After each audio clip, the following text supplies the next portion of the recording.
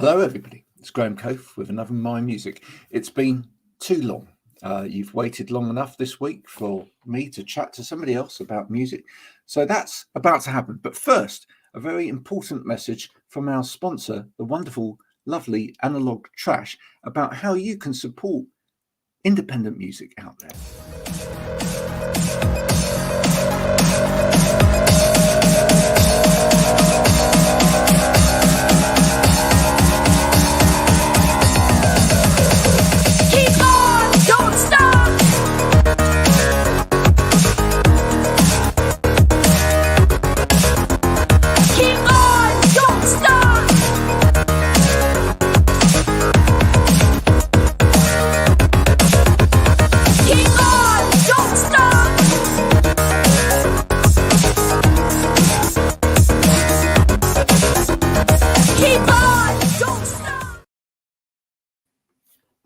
A very abrupt ending to that wonderful video.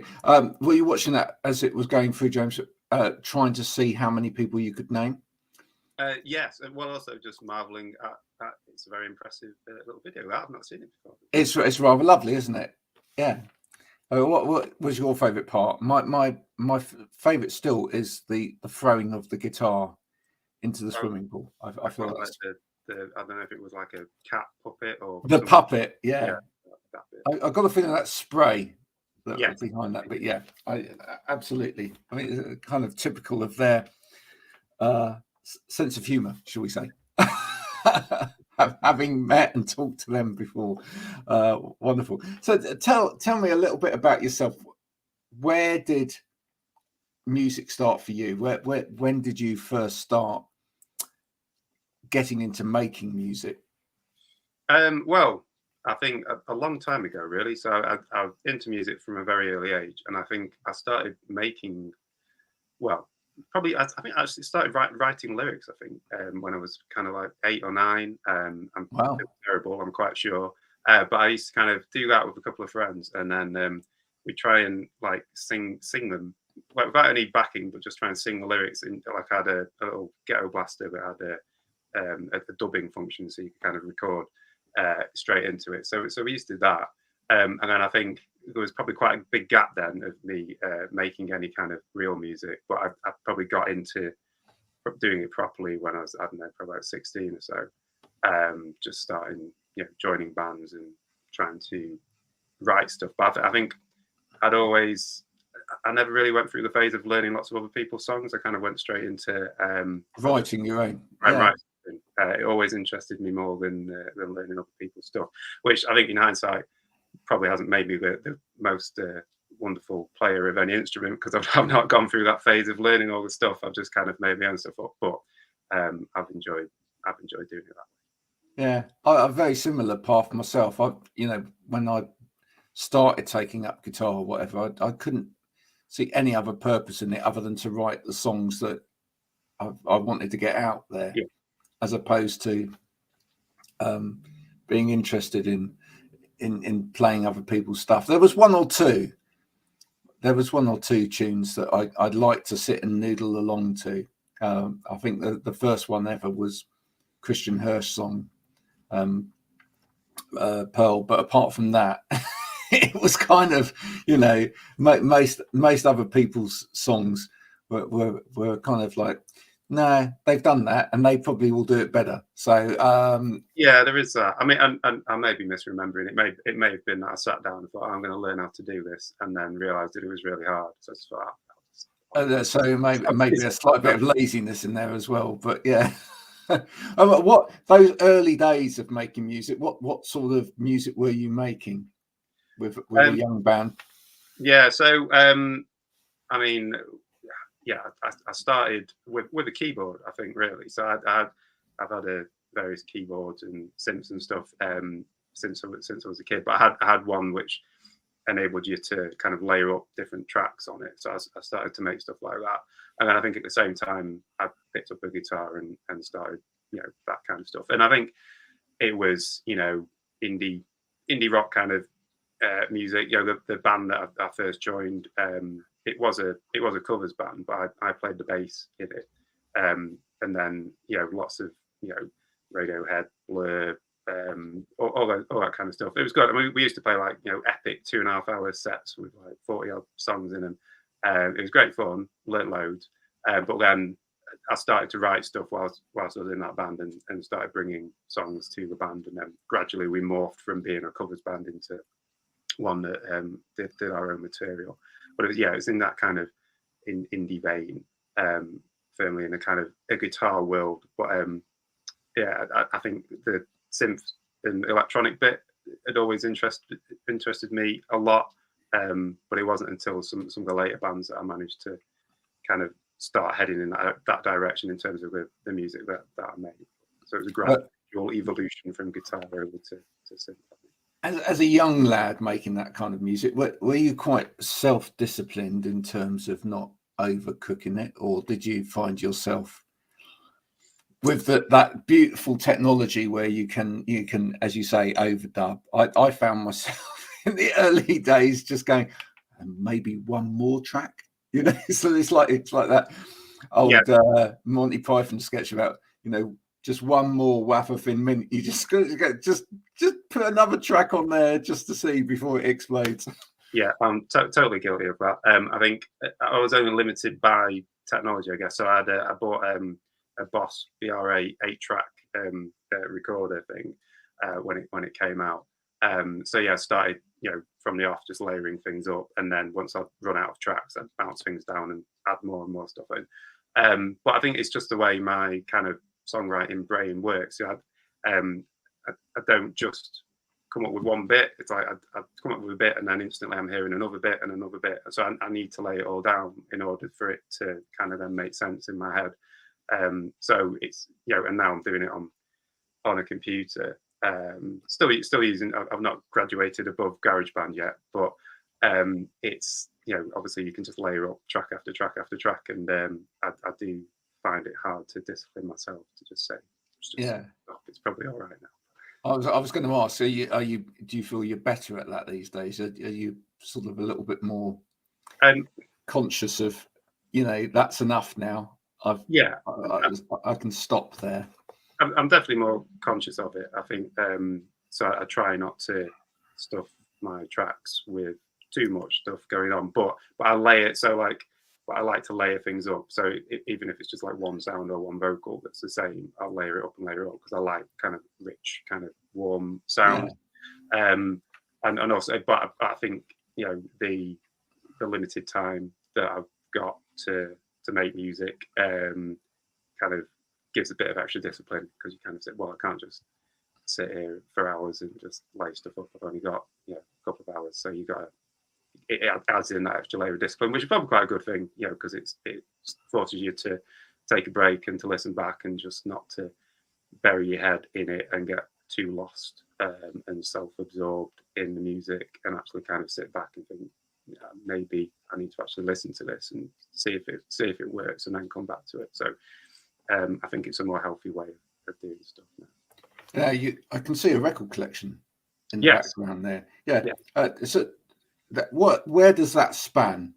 If we were to dive into your record collection now, which is a thing that I like to do when I go to people's houses, they kind of I send them out for a coffee or whatever, and by the time they come back, I'm rifling amongst their records.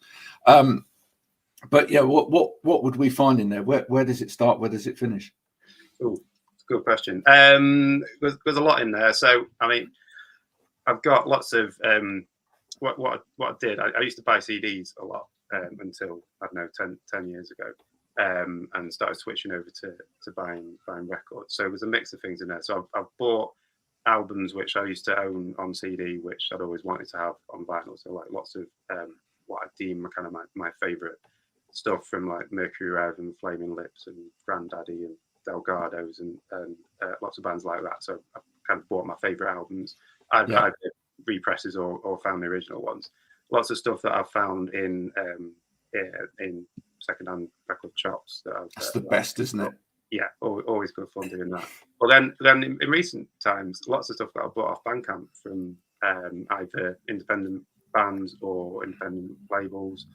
I started doing it, focusing my limited buying power on that during the pandemic. I think just trying to support bands and labels a bit more, whilst obviously we can gig and all that kind of stuff. And then just found that it's more my default place to look for stuff now in Bandcamp, because there's so much good stuff. So more and more independent stuff is filling up my shelves now, which is Okay, are there a couple of recommendations that you could make that you've bought recently? Give us a flavour of what's going on in your head. Yeah, I mean, I've been buying quite a lot of stuff from the Happy Robots label in recent times. Rodney Cromwell's label. Yeah, got that. And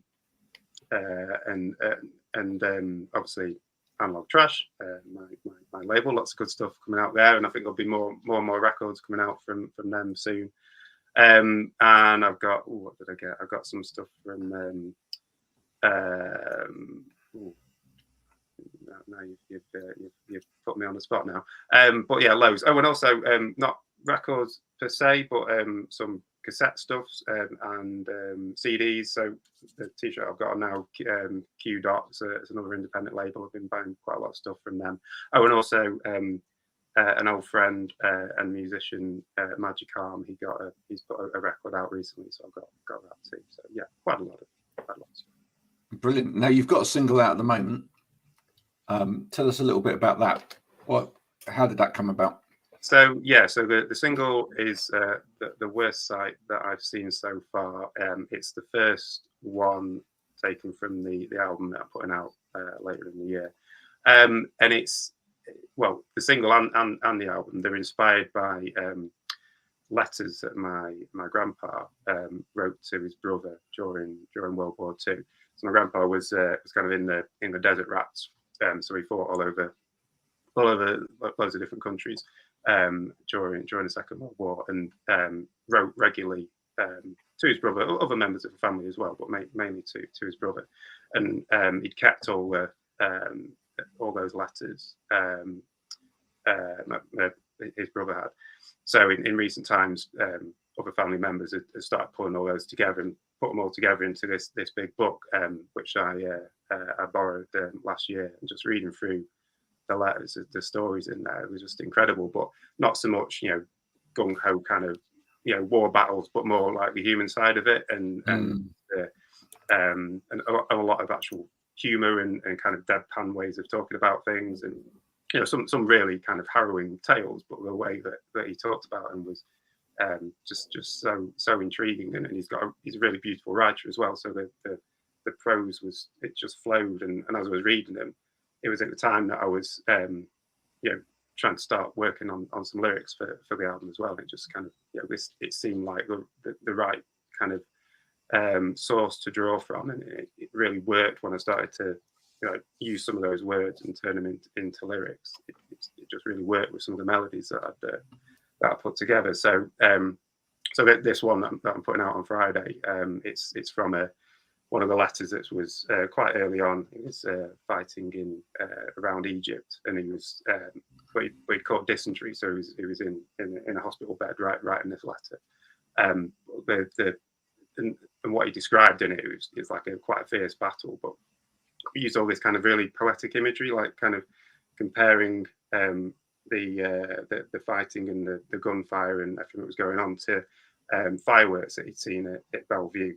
Bellevue used to be this huge big thing in Manchester, and had big fireworks displays and everything. So he's kind of comparing it to that, and I thought it's a really nice, nice but harrowing kind of image, and it's really intrigued me of a way to try and incorporate that into the song. So yeah, when you sort of trawl the metropolis that's the internet these days, or look on social media, and it's a kind of throwaway term that some people would use these days as well, isn't it? That it's the worst thing that I've ever seen.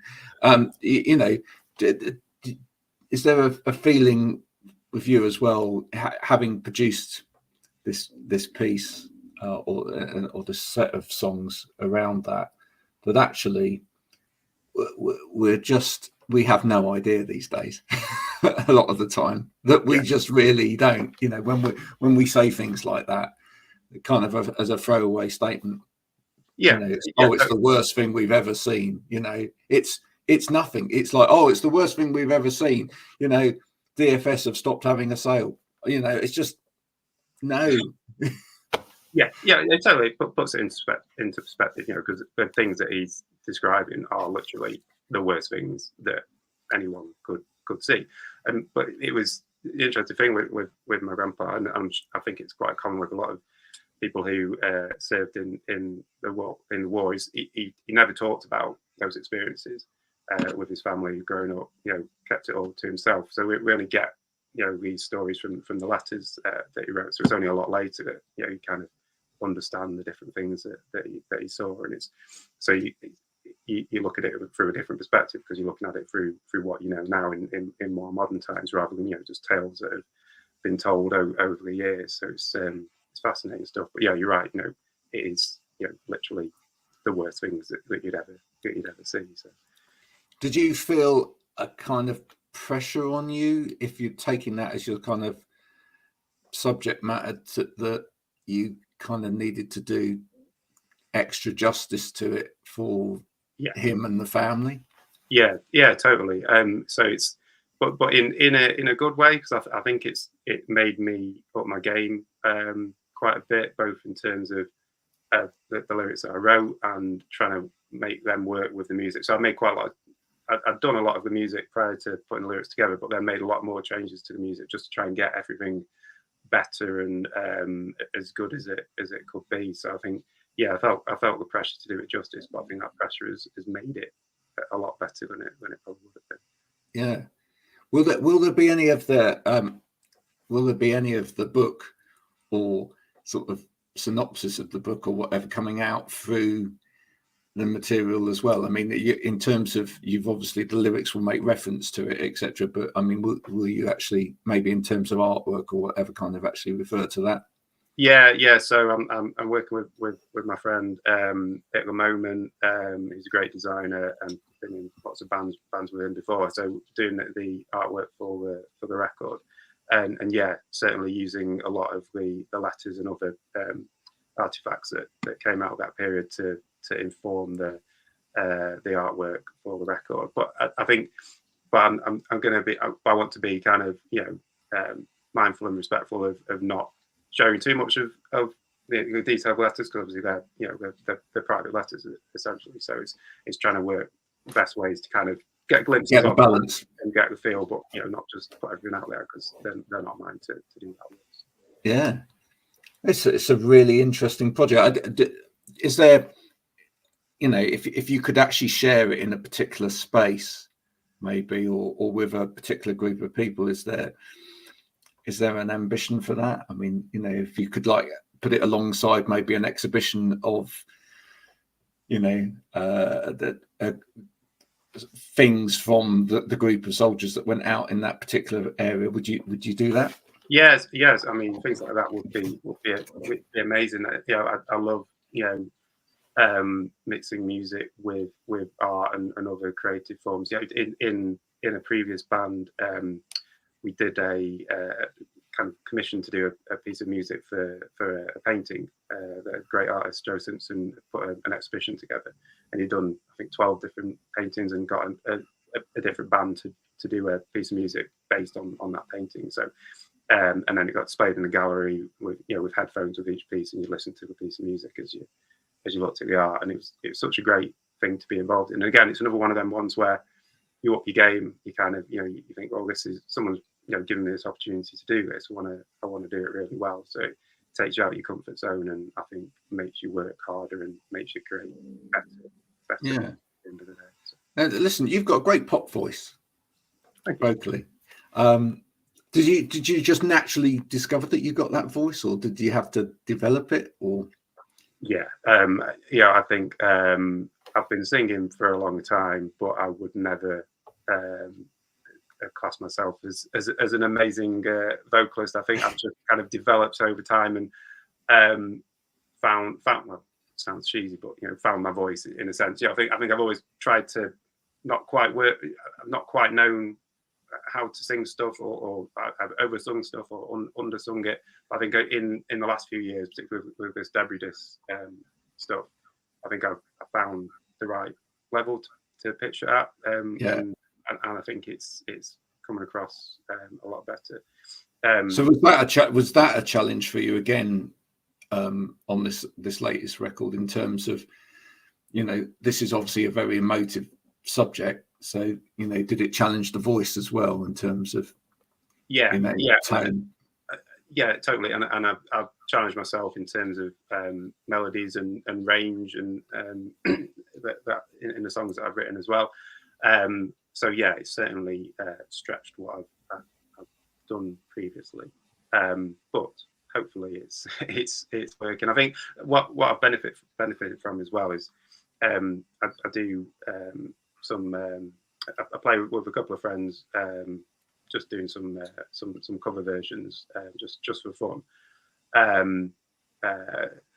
now and again, and it's given me a new going back to what I said before, where I didn't do other people's songs. Only in the last few years started to learn some other people's songs, but I think it's helped in stretching my range a bit, trying to see, actually, whereas previously I thought I can't go that high, or I can't go that low, or I can't sing that note for that long. Practicing it with other people has made me maybe I can. So it's again informed me pushing myself a bit more in the songs that I'm writing now. No, just so people know, do you take this stuff out live, or are you looking to take this stuff out live, and what would that involve in terms of? Yeah, so originally when I started Debris Disc, I didn't have any intentions of doing it live. I think because I've been in loads of bands, done loads of gigs, had my fill. Seen it, got the T-shirt. Yeah, I just had my fill of trotting out to Manchester on a Monday night and playing to 2 people, and then getting home at 1 in the morning, and then going to work the next day, and so I kind of got bored of all that. But in the last year or so, I've got more interested in the idea of doing it.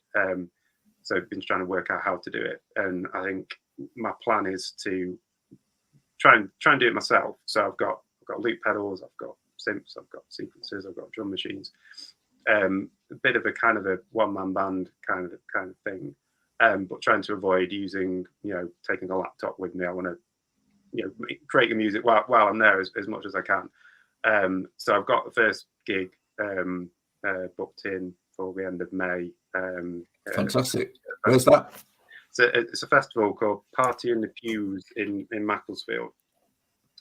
So that will be my debut Debris Disc live performance. So could all go terribly wrong, but hopefully it will go all right.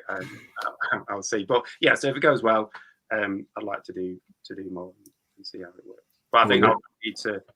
If you're in the Macclesfield area, get down and support. Well, yeah, please do. But I think the songs will inevitably sound quite different live, because it will just be me. So I won't be able to layer stuff up as much. So I'll need to kind of rearrange them. But again, it's kind of another nice creative way of looking at it, rather than just going, okay, I'll just recreate this. Actually, I'll do this differently. What's a different way of doing it? If you can crack it at a festival, then you can crack it going forward, because festivals are notoriously difficult in order to get a good sound and sort everything out, because you're literally following on the tail feathers of somebody on stage, and then you've got to get off stage pretty damn quick, because it's just a continuous conveyor belt.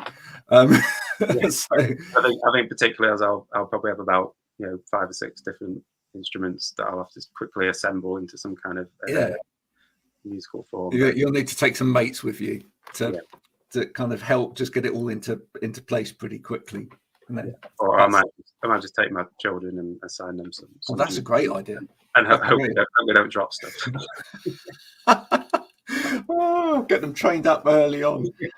Now, listen, it's been absolutely lovely talking to you about your music and where it's going. Just so people know, where can they get hold of your music from?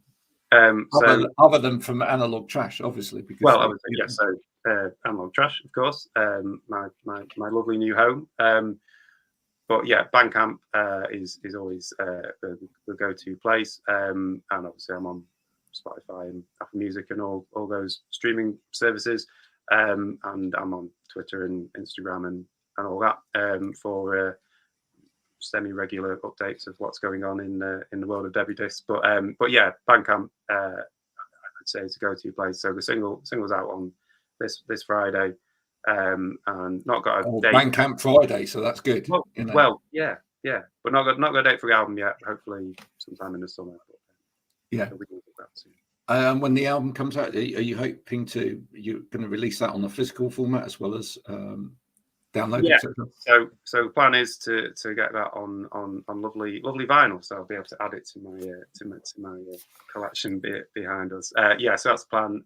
Have a physical release, some kind of launch show in some form or another. But yeah, we've got all that to plan out. But for now, get this single out and hopefully a couple more, and hopefully get a bit of interest. Well, there you go. So if people can follow on Analog Trash, you go to Analog Trash and sign up to the newsletter. If not, there's the Supporters Club, so that they would get absolutely access to it as it comes out. And then also give you a follow on Bandcamp as well, and then you'll get notification of when that's available to pre-order, no doubt. Making it ever so much more easy for everyone to be able to afford to produce it for you. That's it. Because that's the way it works. Pre-order your music these days. It's the best way of supporting an artist. That way they've got some of the money in the bank before they have to pay the checks out themselves. And maybe a T-shirt as well, right? You and I both love a band T-shirt, so maybe a T-shirt. I think I'm all for getting some T-shirts out by the end of the year. So that will. I need to speak to my lovely designer friend, who is busy beavering away very kindly on my vinyl artwork at the moment. So I might just slip that in later on in the year.